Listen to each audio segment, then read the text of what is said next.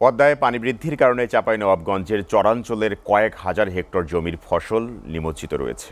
এখনও শিবগঞ্জ ও সদর উপজেলার চরাঞ্চলে পানিবন্দী রয়েছেন হাজার হাজার পরিবার। শিক্ষা প্রতিষ্ঠানে পাঠদান বন্ধ হয়ে গেছে। এ অবস্থায় মানবেতর জীবনযাপন করছেন মানুষ।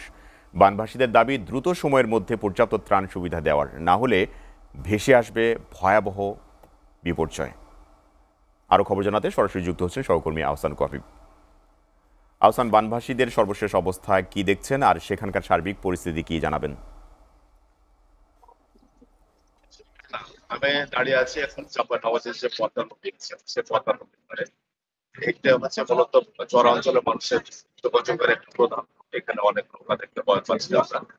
আমরা ইতিমধ্যে জেনেছি যে গত 4 দিনে এখন পদ্মা নদীর পানি প্রায় 80 সেন্টিমিটার কমেছে এবং গতকালকে থেকে 2 দিনে প্রায় 40 সেন্টিমিটার কমেছে। এই পদ্মা বিপদসীমা পানি হচ্ছে 21.5 মিটার। এখন এখান থেকে অনেক 80 সেন্টিমিটার নিচে নেমে এসেছে এবং তবে পুনর্ভবা এবং মহানন্দার পানি কিন্তু সামান্য কমেছে। আমরা চরাঞ্চলে মানুষের এলাকার দুর্দশা এখনো কিন্তু প্রায় 25,000 মানুষ মানবতার জীবনযাপন করছে। এই মানবতার জীবনযাপনের কারণে তারা পানিতে কিন্তু ডুবে আছে, বাড়িঘর কিন্তু অনেকে ডুবে আছে। এই বাড়িঘর ডুবে থাকার কারণে তাদের সহজ চলাচল হচ্ছে না।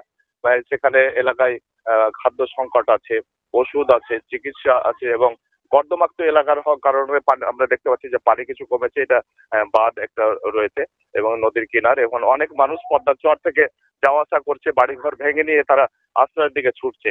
এইসব মানুষগুলি যখন বন্যার সময় ভাসছিল, গত 20 দিন যাবত তারা পানির নিচে তলিয়ে আছে, কিন্তু তাদেরকে কোনো আশ্রয় বা কোনো স্থান পাচ্ছিল না, বাড়িঘর নির্মাণের কোনো তেমন জায়গাও পাচ্ছিল না।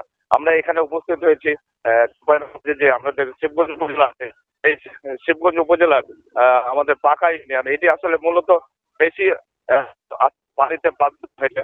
আমরা পাকা চেয়ারম্যান এখানে আছেন, ওনার সাথে যদি একটু কথা বলি, আপনার সর্বশেষ পরিস্থিতি যদি একটু আমাদের জানান যে পাকা অঞ্চলের বন্যা পরিস্থিতি কি। ধন্যবাদ। আমার পাকা ইউনিয়ন পরিষদের আমার উপজেলায় 15টি ইউনিয়নের মধ্যে পাকা ইউনিয়ন নদী ভাঙন এবং বন্যা কবলিত এলাকা। এই এলাকায় বর্তমান অবস্থান গত 11 তারিখ জেলা প্রশাসক মহোদয়, ইউনো মহোদয় সহ এলাকায় ত্রাণ বিতরণ করেছেন।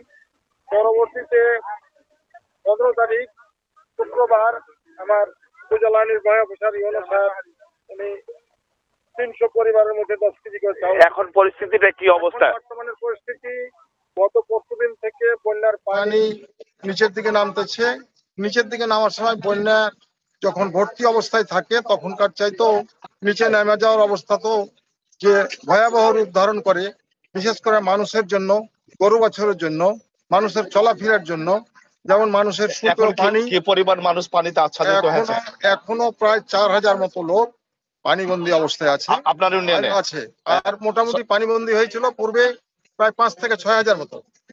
এখন মোটামুটি 2,000 মুক্ত হলেও এরা অত্যন্ত বিষাক্ত বলে, যেহেতু শুকনো পানি বিশুদ্ধকরণ ট্যাবলেট সহ শুকনো খাবার, তাছাড়া এই যে সম্মুখে ঘাটের আমরা এখন যেটা শুনছিলাম, উনি বলছিলেন যে ফাঁকা এলাকার যে দুর্দশার কথা, এই দুর্দশার চিত্র তিনি তুলে ধরেছেন এবং এই উপজেলার পক্ষ থেকে যতখানি ত্রাণ সহায়তা দেওয়া হয়েছে সেটা অপ্রতুল। আমাদের প্রত্যাশা হলো যে এলাকায় যে আগামীতে এই পানিটা নামলে কালায় ভবন শুরু হবে, কৃষি বিভাগ যাতে তাদের নেই খরচায় এবং বিনামূল্যে যাতে এই কালের বীজ সাপ্লাই দেয়, তাহলে তারা ব্যাপক ফসল উৎপাদন করতে হবে। নাহলে মানুষের যেটা না হলে কৃষি প্রদান যদি না দেওয়া হয়, তাহলে এলাকার মানুষ আরো সতর্ক হতে, পাশাপাশি যে সব মানুষের বাড়ি ঘর ভেঙে গেছে সেই সব মানুষের বাড়ি ঘর যদি করে দেওয়ার জন্য ঋণ দেওয়া হয় এবং স্থায়ী বসবাসের ব্যবস্থা না করা হয়, তাহলে আরো অবস্থা তারা মানব করবে। এই ছিল সর্বশেষ পরিস্থিতি। সোহেল রানা।